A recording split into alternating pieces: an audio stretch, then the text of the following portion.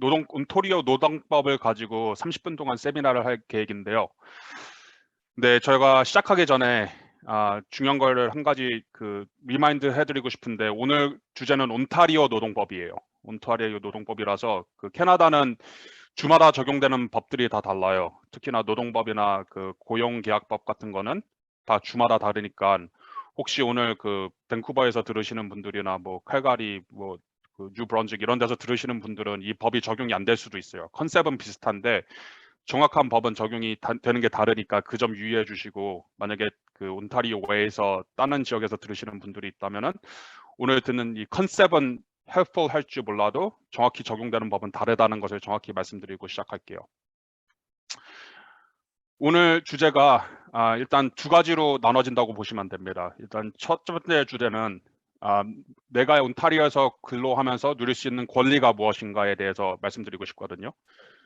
그래서 다른 말로 하면은 고용주가 지켜야 할 최소 준수 사항은 무엇인가에 대해서 일단 처음 한 20분 동안 설명을 드리고, 내가 누릴 수 있는 권리가 뭔지를 정확히 이해한 다음에 그 다음 주제는 나머지 10분 동안은 법적 제재가 무엇인가, 내가 직장에서 부당한 일을 당하거나 해고를 당하거나 힘든 일을 겪었을 때 할 수 있는 법적 제재, 레메디스가 무엇인가에 대해서 알려드리고, 그 다음에 만약에 요새 지금 경기가 안 좋아서 좀 직장을 잃으시는 분들이 많아서 특히 그 점 유의해서 내가 만약에 직장에서 해고를 당했을 때 대처할 수 있는 방안이 무엇인가에 대해서도 설명을 좀 드리고 싶습니다. 그래서 오늘 30분밖에 시간이 없어서 제가 최대한 유익한 내용으로 이해하기 쉽게 설명하도록 노력하겠습니다.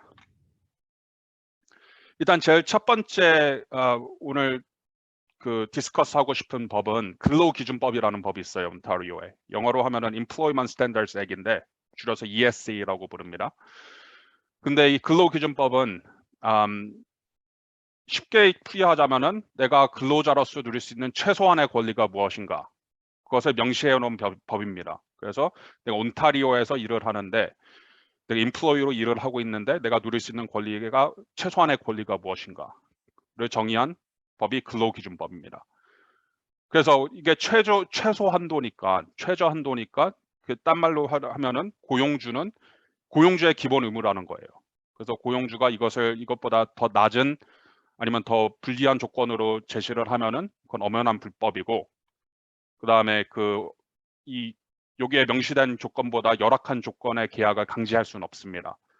그렇죠? 그래서 이 근로기준법에 명시된 게 뭐냐면은 뭐 여러 가지가 명시돼 있어요. 근데 일단 제일 유익하게 알아둬야 될 게 뭐냐면 최저임금 있고, 휴가, 베이케이션, 그다음에 근무 시간에 또 다른 사이드는 오버타임은 어떻게 산정이 되냐, 그렇죠? 오버타임 페이는 어떻게 산정이 되고, 스타튜토리 홀리데이에 대해서도 명시돼 있고, 그다음에 해고 당할 시 받을 수 있는 최소한의 인타이틀먼트가 뭔지도 명시되어 있는 게 근로기준법입니다. 그리고 만약에 일하시다가 임신을 하셔서 아기를 낳아야 돼서 임신, 출산, 휴직을 해야 되거나, 아니면 내가 일을 하다가 몸이 아파서 병가를 내야 되거나, 아니면은 가족분들 중에 몸이 아프신 분이 있어서 일을 쉬어서 그분 간호를 해야 될 때 휴직을 어떻게 해야 되는가에도 정확하게 명시되어 있는 게 근로기준법입니다. 그래서 오늘 기억하셔야 될 건 근로기준법 최소한의 권리입니다. 근데 이게 최소한의 권리를 써놓는 법인데, 생각하면은 뭐 그냥 일반인들도 있고 그냥 쉽게 이해할 수 있도록 법을 써놔야 되는데, 이 법이 되게 오래전에 제정이 됐어요. 그래서 제가 알기로는 1930년대에 한번 이 법이 써지고, 그 다음에 한 1960년대에 좀 대대로 개정이 된 걸로 알고 있는데, 근데 1960년대에 한번 고친 다음에 그냥 그 다음에 이제 정부가 바뀔 때마다 조금씩 고쳐서 썼어요, 법들을. 그래서 일단 법이 오래된 법이기도 하고, 그 다음에 그 외에도 조금씩 고친 흔적들이 남아있는 법이라 가지고, 이 법을 구글에 가서 치시면 나오거든요. Employment Standards Act이라고 다 구글에 뜨는데, 가서 읽어보셔도 이해하기 힘든 부분이 많습니다. 이 법이 뭐 저처럼 진짜 밥 먹고 이것만 하는 사람들도 가끔씩 읽어보면은 이해 못하는 부분도 있고, 그래가지고 이제 머리 아파가면서 막 읽고 계속 해석하고 그래야 되는 법인데, 그래서 이게 이해하기가 힘드니까 저희 변호사도 근무하면서 저희 고객들한테 이 질문을 많이 받아요. 내가 누릴 수 있는 휴가가 뭐고, 내가 누릴 수 있는 근무 시간이 뭐고, 그다음에 뭐 내가 누릴 수 있는 최저 권리가 무엇인가, 이걸 해서 진짜 질문을 많이 받는데, 근데 이 온타리오 노동부도 이걸 알고 있어요. 그 일반인들이 이해하기 힘들다는 걸 알고 있어가지고 뭐 그 사람들 나름대로 뭐 그래도 최대한 이해하기 쉽게 좀 그 써놓은 리소스가 좀 있습니다. 그래서 그 구글 가서 온타리오 임플리먼트 스탠다드 액 치시면은 그거에 대한 가이드도 좀 많이 나와 있고, 그 다음에 그 가이드 읽어보시고 이해가 안 되시면은 이 슬라이드에 나온 번호로 전화하시면 돼요. 그러면은 진짜 요거의 전문가들이 전화를 받거든요. 그 다 공무원들인데, 네, 이분들은 공무원이라고 해도 좀 되게 친절한 공무원들입니다. 그래서 전화하시고 그다음에 영어가 좀 되시면은 물어보시면 되게 친절하게 가이드 해주실 겁니다. 저희들도 솔직히 뭐 토미 홍 변호사님이나 저도 일할 때 가끔씩 이해가 안 가는 법이 있으면은 가끔 여기 저희도 전화해서 물어보거든요. 그래서 그 진짜 이해 안 가시는 부분이 있으면 여기에 전화해서 물어보시길 추천드립니다. 근로기준법상 제가 아까 여러 가지 그 최소 기준을 산정하고 있다고 그랬잖아요. 근로기준법에. 근데 일단 가장 그 많이 해당되는 그 분야가 근로기준법상 설정해 놓은 해고 통지 및 해고 수당이라는 개념이 있습니다. 제가 아까부터 누누이 말씀드리지만 이건 최소 기준이에요. 최소. 이거보다 받으실 건 더 있는데 보통 이거는 진짜 이거 이상으로는 내려가지 못하는 기준이 있습니다. 그래서 근속 연수에 따라서 그 통지 기간이 1주에서 8주 정도 됩니다. 그 8주 이상으로는 못 가고 통지 기간이 1주에서 8주가 되는데 근속 연수에 따라서 정확히 그 수학적으로 계산이 됩니다. 이거는. 근데 이게 해고 통지 및 해고 수당이라고 써놨잖아요. 그걸 그 영어로 하면은 notice of termination or pay in lieu of notice거든요. 그래서 이게 어떻게 적용이 되냐면, 내가 만약에 고용주라고 생각해봐요. 내가 고용주인데 홍길동이라는 직원이 있어요. 근데 홍길동이라는 직원이 일을 못해가지고 제가 해고를 하고 싶은데, 만약에 이분이 8년 이상 근무를 했다고 보면은 제가 홍길동 씨한테 1월 1일 날 오피스로 불러서 홍길동 씨 앞으로 8주만 더 일하고 나오지 마세요. 그러면 노티스 오브 터미네이션을 그분한테 준 거고, 그 다음에 이분이 너무 일을 못하셔서 이제 내일부터 안 나왔으면 좋겠다 그러면은 1월 1일 날 사무실로 불러서 홍길동 씨 이제 내일부터 근무하지 마세요 라고 할 경우에는 pay in lieu of notice를 줘야 됩니다. 노티스를 못 준 거니까, 통지를 못했으니까 그거에 해당하는 보수를 줘야 되는 거죠. 그래서 그럴 경우는 pay in lieu of notice로 8주 그 웨이지를 정산해서 주는 게 그 미니멈 그 스탠다드입니다.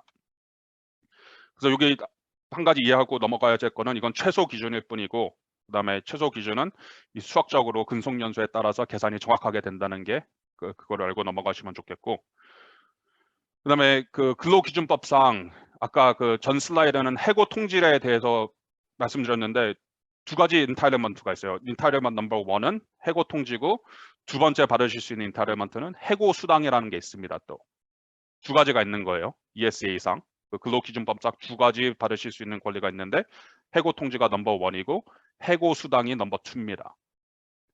영어로 하면 statutory severance pay예요. 해고 수당. 근데 이거는 그 아까 그 해고 통지는 모든 분들이 다 받으실 수 있는데, 해고 수당은 두 가지 조건을 충족시켜야지만 받을 수가 있습니다.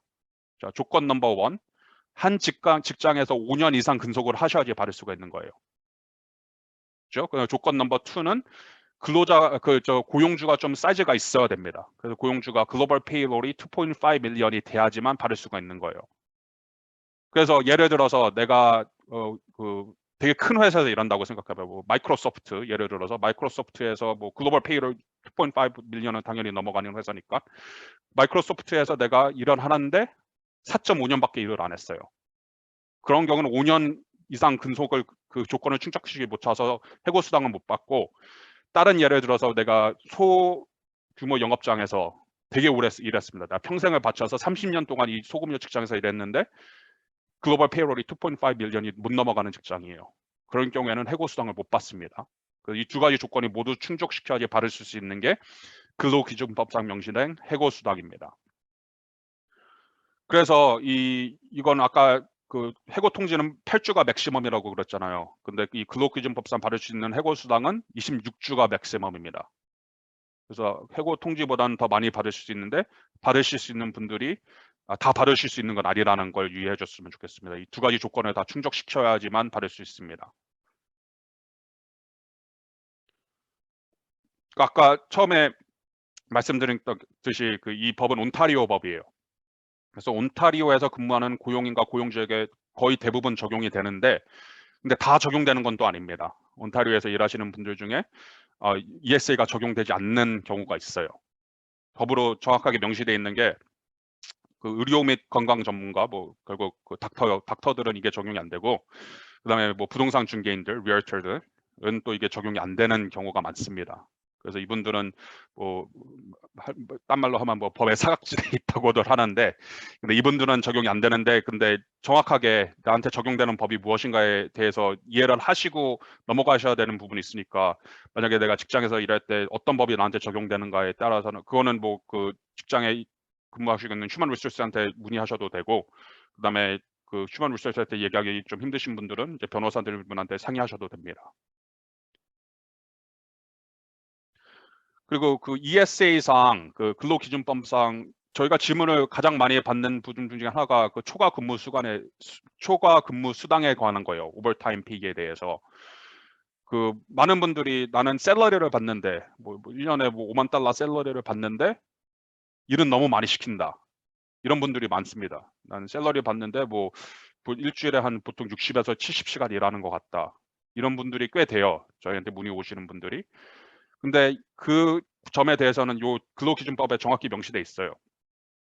내가 일주일에 44시간 이상 일을 하면은 그 초과 근무 수당에 대해서는 44시간 이상 넘어가는 초과 근무 시간에 대해서는 초과 근무 수당을 지급해야 될 의무가 있습니다. 임플로이어들은. 근데 44시간 이상 넘어가는 거는 그 만약에 5만 달러 내가 1년에 샐러리를 받으면은 그걸 시간 단위로 나눌 수 있을 거 아니에요. 5만 달러를 52주로 나누고 그다음에 52주를 35시간으로 나면 되게 hourly rate이 나오거든요, 보통. 그 시간당 받는 금액의 1.5배가 지급이 돼야 됩니다. 오버타임 페이로. 44시간 이상 넘어가면 일주일에 44시간 이상 넘어가면은 넘어가는 거에 따라서 1.5배씩 추가 근무 수당을 받으실 수 있습니다. 근데 다 받으실 수는 없어요. 그거에 또 법이 복잡하죠, 참. 그래가지고 그 모든 분들이 받으실 수 있는 게 아니라 어떤 직종은 아예 따로 못 받게 다 정확히 명시가 돼 있고, 그 중에 하나가 뭐 변호사들입니다. 변호사들은 초과 근무 수당을 못 받습니다.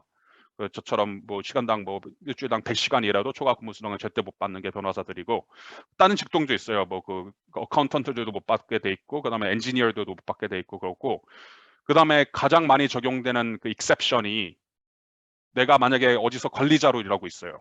내 타이틀이 매니저고 나한테 리포트하는 사람들도 몇 명도 있고, 그다음에 내가 버젯도 컨트롤한다. 내가 엄연한 관리자, 그다음 매니저, 감독자 이런 일로 하고 계신 분들은 ESI 상으로 또 그게 초과 근무 수당을 못 받게 명시돼 있습니다.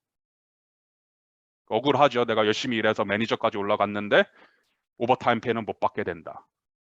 그게 법규상으로 그렇게 돼 있습니다. 그래서 이걸 어떻게 적용이 되냐면은 이제 일하시는 분들이 많을 건데 이게 어떻게 적용이 되냐면은 내가 관리자도 아니고 내가 뭐 프로페셔널 임플로이도 아니고 러이어도 아니고 내가 뭐 어카운턴트도 아닌데 일은 항상 뭐 일주일에 44시간 일하시는 것 같다.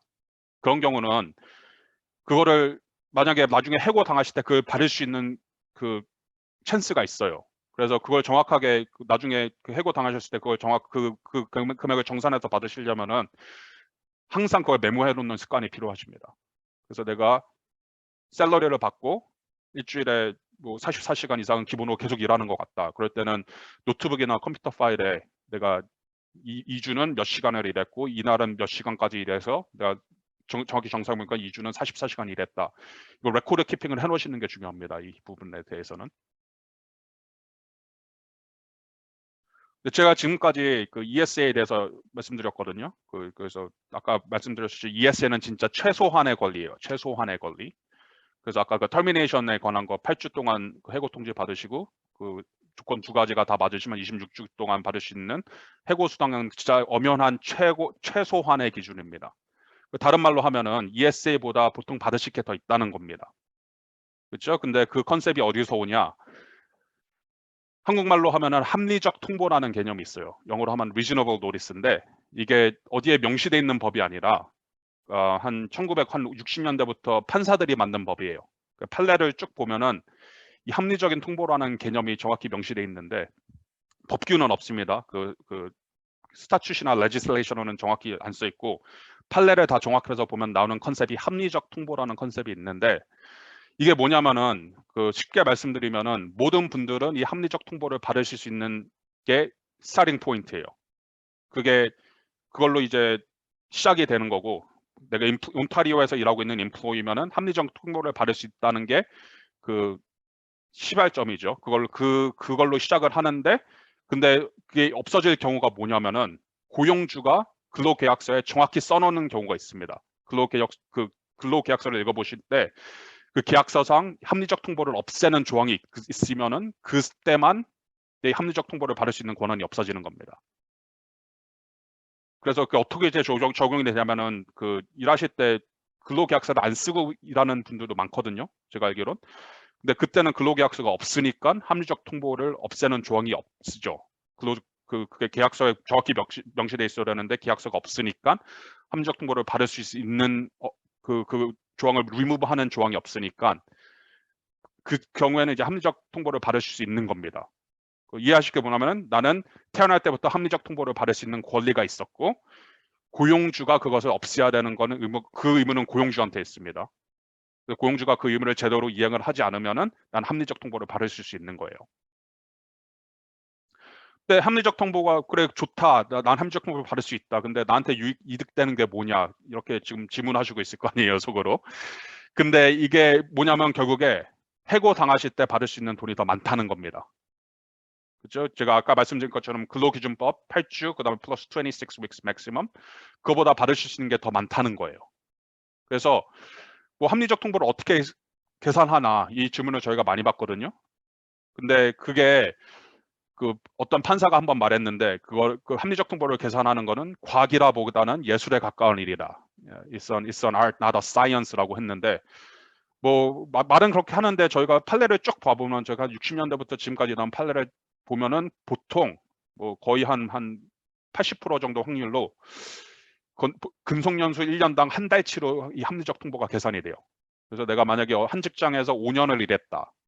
그럴 때는 보통 경우는 한 5개월 정도 돈을 받습니다. 뭐 어제 한 직장에서 10년 동안 일하면 한 10개월 정도 받는 거고요.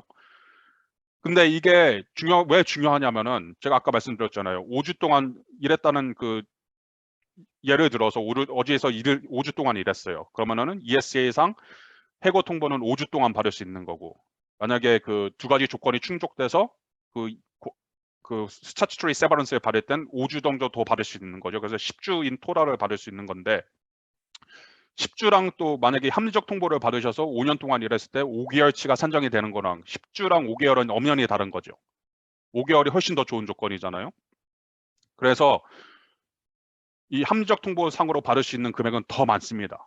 그 최소한의 권리보다는 합리적 통보로 받을 수 있는 게 더 많아요. 또 이해하실 게 뭐냐면은 이 합리적 통보를 리무브하는 의무는 어디에 있다? 고용주한테 있습니다. 난 태어날 때부터 합리적 통보를 받을 수 있는 거예요. 근데 그거는 고용주가 그걸 리무브할 의무가 있습니다. 계약서를 정확히 잘 써가지고 이걸 리무브할 그 의무가 있는 거예요, 고용주가. 딴 말로 하면은 나 이 합리적 통보를 행사하기 위해선 하셔야 할 일은 없어요. 태어날 때부터 갖고 있는 권리고 고용주가 이것을 없애야 되는 겁니다. 그래서 그거를 잘 기억하시기 바래요. 근데 이게 뭐냐면 근로계약 시 정확하게 써놓으면은 근데 저희 인플로이먼 러너들이 하는 일의 거의 태반이 그거예요. 근로계약서를 작성하는 건데 그 계약서상 정확하고 그다음에 읽기 쉽고 이해가 되기 쉬운 조항이 있고 그다음에 이 합리적 통보를 없애는 조항이 있거든요. 터미네이션 프로비전에 보통 있어요. 고용계약서 읽어보시면 터미네이션을 풀어봤는데 그걸 읽어봤는데 그 조항이 이제 ESA 상보다 더 많은 권리를 주고 그다음에 읽기 쉽고 그다음에 앰비규어스하지 않으면은 상황에 따라서 이 합리적 통보를 없앨 수도 있습니다. 근로계약서에 따라서. 그래서 이게 뭐냐면은 결국에 만약에 해고를 통지를 받으시면은 가장 처음 하셔야 할 일이 근로계약서를 읽어보시는 거예요. 근로계약서상 봤는데 터미네이션 프로비전이 없다. 이 합리적 통보를 없애는 조항이 없다. 그러면 합리적 통보를 받으실 수 있는 권리가 있는 거고 만약에 근로계약서를 봤는데 이 터미네이션 프로비전이 있긴 있는데 너무 이해하기 어렵다. 아니면 읽어봤는데 이때 ESA상 기준보다 더 낮게 주는 것 같다. 그런 경우에는 이 합리적 통보를 리무브를 정확히 못한 거죠. 고용주가. 그래서 이 합리적 통보를 또 받을 수 있는 겁니다. 그래서 제가 어제 그 밤에 좀 이거를 생각해 봤어요. 어떻게 하면 좀 이해하기 쉽게 설명해 드릴 수 있을까? 저희가 맨날 받는 질문인데 또 이걸 한국말로 어떻게 더 이해하기 쉽게 설명할 수 있을까? 이걸 좀 고민해 봤는데 제가 생각해 본 게 그 캐나다는 추운 나라잖아요. 엄청 춥죠. 그래서 보통 겨울에 외출하실 때 옷을 여러 겹 입고 나가시잖아요. 보통 내복 입으시고 뭐 그다음에 그 옷 입으시고 그냥 자켓 입고 나가고 계시죠. 그래서 이 합리적 통보는 자켓이라고 보시면 됩니다. 이 추운 날씨로부터 나를 보호해줄 자켓이고 ESA 그 근로기준법상 명시된 거는 내복이라고 보면 됩니다. 내복. 근데 캐나다는 인권을 중요시하는 나라잖아요. 그래서 보통 경우는 만약에 직장에서 쫓겨날 때, 직장에서 길거리로 내몰릴 때 자켓은 입고 나가게 해줍니다. 보통. 합리적 통보예요. 근데 계약서를 잘 쓰면은 이 외투를 벗고 내복만 입고 나갈 수 있게 합니다. 그 내복만 입고 나가는 게 ESA죠. 그 근로기준법. 근데 이 내복까지 베껴서 나가는 일은 거의 힘듭니다. 우리는 인권을 중요하는 나라니까요. 그 ESA는 내복이라고 보시면 됩니다. 그렇죠? 그래서 상황에 따라 자켓 없이 나갈 수도 있고 쫓겨날 수도 있는데 내복 없이 쫓겨나는 일은 아주 드뭅니다. 아주 진짜 그 나쁜 일을 하셔서 쫓겨나지 않는 이상 만약에 공금을 횡령하시거나 아니면 뭐 섹슈얼 하래스먼트를 하시거나 아니면 누굴 때려서 쫓겨나는 경우가 아닌 이상은 내복은 입고 나갈 수 있습니다. 최소한으로. 그렇게 기억하시면 될 것 같아요. 지금까지 여러 가지 일단 그 해고시 받으실 수 있는 게 뭐냐에 따라서 집중해서 지금 말씀드렸는데 그거 외에도 그 온타리오에서 근무하실 때 몇 가지 또 법규가 있습니다. 근데 일단 제일 많이 저희가 보는 것은 인권 코드라는 게 있어요. 휴먼 라이츠 코드라고 인권법입니다. 근데 인권법이 직장에서 어떻게 적용이 되냐면은 그 14가지가 있어요. 그 저희 영어로 하면 prohibited ground of discrimination이거든요.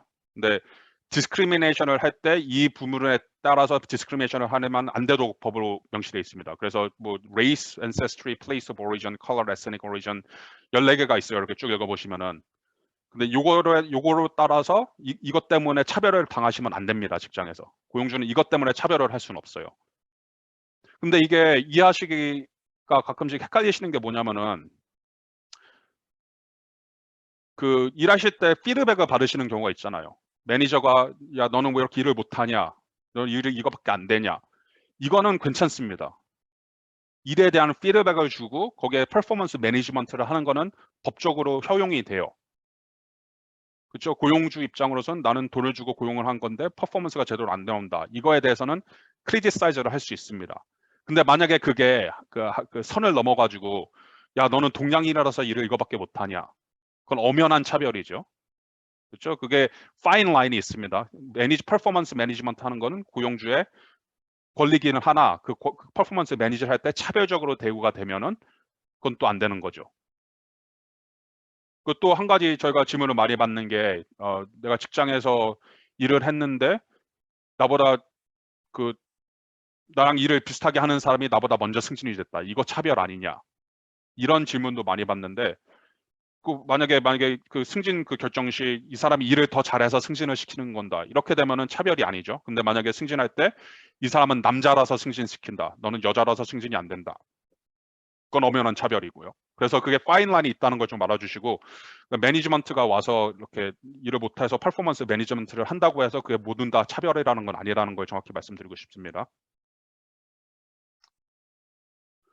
근데 만약에 이게 내가 직장에서 차별을 당했어요. 엄연한 차별을 당하고 있습니다. 이게 퍼포먼스 매니지먼트를 하는 것 이상으로 진짜 그 인종 가지고 걸고 넘어지고 뭐 나이 가지고 걸고 넘어지고 뭐 그다음에 내 그 성별 가지고 걸고 넘어진다.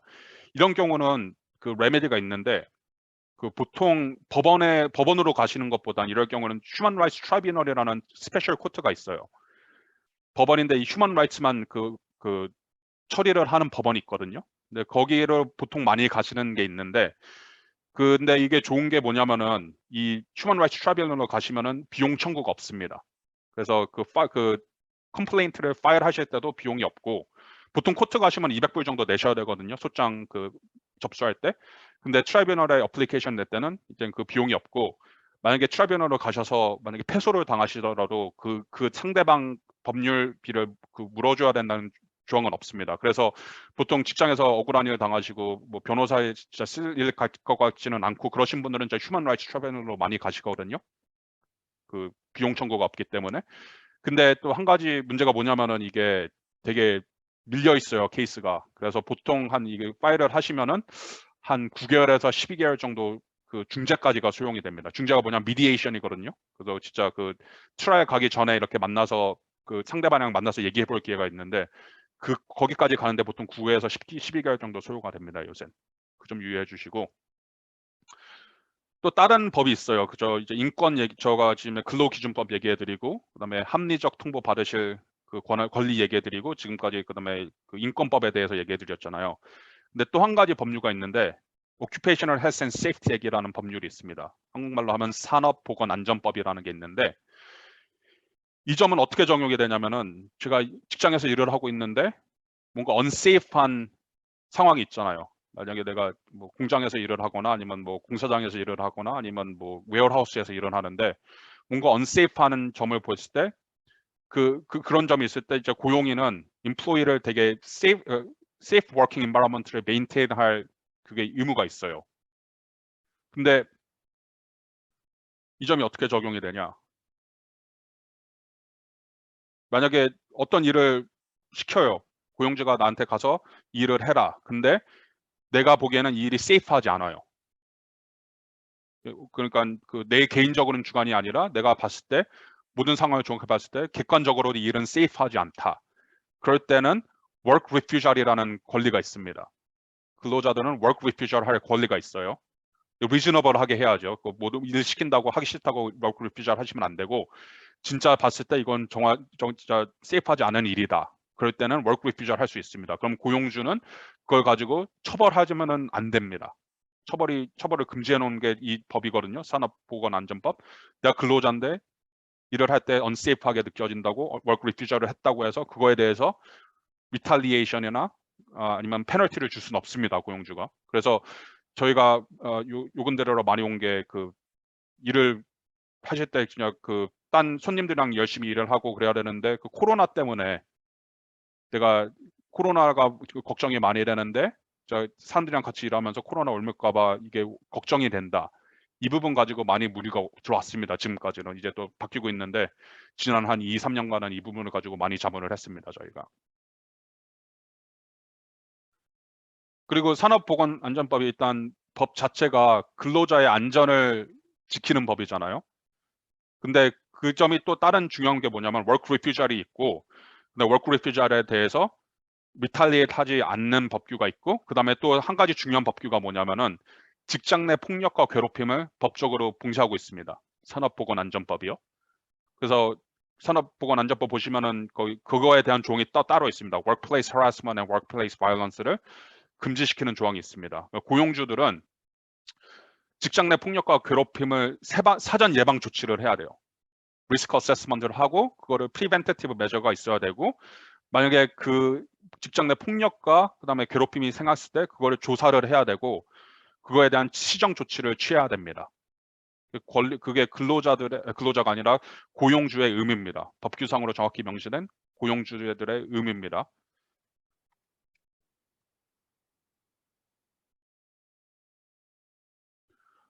그래서 제가 말했잖아요. 아까 일을 하는데 일이 unsafe하다. 그래서 내가 work refusal을 할 거다. 그걸로에 대해서 보복을 금지를 시켜놓습니다. work refusal을 했다고 뭐 서스펜션 당하거나 terminate 당하시면은 그건 엄연한 불법이고요. 그 다음에 이 부분은 아까 말씀드린 것처럼 휴먼 라이츠 트리뷴은 스페셜 코트잖아요. 그 인권 문제를 다루는 스페셜 코트고 또 다른 그 행정재판소가 있습니다. Ontario Labor Relations Board라고 그 노동관계위원회라는 또 다른 그 기관이 있는데 이거에 대한 컴플레인트는 이 기관에서 많이 그 재판이 진행이 됩니다. 근데 아까 말씀드린 것처럼 그 인권재판소처럼 휴먼 라이츠 트리뷴처럼 여기도 내셔야 할 돈이 없어요. 만약에 컴플레인을 파일했을 때 파일링 피도 없고 그다음에 만약에 케이스를 지셔도 패소를 하셔도 상대방한테 그 리글 피를 물어줘야 될 그럴 권한이 없습니다. 이 부분에선. 그래서 보통 일하시다가 이렇게 언세이프 하시고 워크 리퓨저를 하시고 거기에 대해서 벌 받으신 분들은 많이 이 행정재판소로 많이 가시는 경향이 있습니다. 그 제가 지금까지 그 직장에서 일하실 때 누릴 수 있는 권리가 무엇인가에 대해서 설명해 주셨는데 다시 그 서머리를 해드리고 싶은데 여기서 일단 그 최소 기준으로 근로기준법으로 최소 기준으로 명시된 ESA상 그 지켜야 될 그 의무가 있고요. 고용주 입장에서는 지켜야 될 권리지만은 고용인 입장에서는 받아야 할 권리가 있죠. 그 다음에 부당 해고에 대해서는 그 아까 말씀드린 것처럼 reasonable notice, 합리적 통보, 합리적 통보를 못 받으신 경우를 wrongful dismissal이라고 합니다. 그 부당 해고에 대한 그 권리도 있으시고, 그 다음에 그 workplace discrimination and harassment에 대해 받으실 권리도 있으시고, 그 다음에 아까 말씀드린 것처럼 일을 하시는데 갑자기 일이 unsafe해서 work refusal 할 권리도 있습니다. 그래서 만약에 직장 내에서 지금 일을 하시고 있는 직장에서 부당한 일을 당하셨을 때는 내가 당하고 있는 부당한 일이 무엇인가를 잘 생각해 하셔가지고 여러 가지 그 에비뉴가 있어요. 꼭 법원으로 안 가셔도 되고 법원으로 가셔도 되고 뭐 아니면 고등법원으로 가셔도 되고 아까 말씀드린 인권재판소 휴먼 라이츠 트라이브널로 가셔도 되고 아니면 노동부에 신고하시는 법도 있고 아니면 아까 말씀드린 것처럼 그 온타리오 레이버 릴레이션스 보드 노동관계위원회에 소장을 제출하는 법도 있습니다. 그래서 법원으로만 가시는 게 아니라 상황에 따라 여러 가지 에비뉴가 있습니다. 거기서 받으실 수 있는 레메디도 여러 개가 있으시고요. 그 다음에 오늘 가장 중요한 토픽인데 일단 직장에서 지금 당장 어려운 일 겪으신 분들도 있지만 일단 벌써 해고를 당하신 분들도 계실 거예요. 앞으로 당하실 분들 계실 것 같고 제가 뭐 재수없는 소리는 아니지만은 초치는 소리는 아니지만 이제 저 그 경제가 좀 나빠지고 있으니까 아마 좀 직장에서도 이제 해고를 당하시는 분들이 나오지 않을까 생각되는데 일단 해고 통보 시 가장 중요한 대처법은 일단 회사에서 주는 페이퍼를 사인하지 않으시는 게 중요하십니다. 왜냐면은 회사에서 주는 페이퍼가 뭐냐면은 뭐 읽어보시면 알겠지만은 그거는 결국에 내 권리를 없애는 페이퍼거든요. 그래서 보통 회사에서 하는 방법이 뭐냐면은 해고 당할 때 지금 아까 말씀드린 그 합리적 통보 기간이 있잖아요. 5년이라면 보통 5개월 받으실 수 있는데 그보다 훨씬 낮은 금액을 제시합니다. 보통. 뭐 5개월 받으실 게 있는데 한 2개월 정도만 제시를 하면서 이 페이퍼를 사인을 하라 그래요. 그래서 페이퍼를 읽어보면 뭐 full and final release 아니면 indemnity and release 이렇게 써 있는데 그거를 보통 사인을 하게 되시면은 더 받으실 수 있는 게 있는데 그거를 그 권리를 없애버리는 그 페이퍼가 그 페이퍼를 사인하시는 순간 그 권리가 없어집니다. 그래서 가장 중요한 게 뭐냐면 해고 당하셨을 때 뭐 경황도 없으시고 좀 일단 그 기분도 안 좋으시고 그 다음에 이제 걱정이 많아서 잘 생각을 안 하고 빨리 사인하시는 경향이 있는데 그거를 좀 하지 않으시고 일단 페이퍼를 받으시고 한 일주일간 더 생각해볼 시간이 필요하다라고 하시고 일단 가장 중요한 거는 그 페이퍼를 가지고 가서 변호사랑 상담하시는 게 가장 중요합니다. 보통 더 받으실 게 더 많으니까 당장 사인하지 마시고 일단 변호사한테 가서 컨설테이션으로 받아보시고 그 다음에 그 어떻게 결정하는 걸 할지를 추천드립니다. 근데 또 중요한 게 뭐냐면은 그 저희 그 변호사들 분 중에 한인 법률사무소도 있지만 한인 법률사무소 오셔서 그 무료 법률 상담을 받으실 수도 있지만은 보통 변호사들 분들은 그 피고인들 아니면 고용인들 그 레프리젠트를 하시는 변호사들은 보통 30분 정도는 무료 컨설테이션을 해주시거든요. 그래서 그 변호사가 비싸다고 변호사 가봤자 도움될 게 없다고 그렇게 생각하지 마시고 뭐 제가 변호사라서 그런 말씀 드리는 게 아니라 보통 변호사들 그쪽에서 일하시는 분들은 30분 정도 프리 컨설테이션을 하시니까 그 페이퍼 워크 가지고 가서 상담 받아 보시고 그 다음에 어떻게 행동할지를 결정하시는 걸 진짜 추천드립니다. 저도.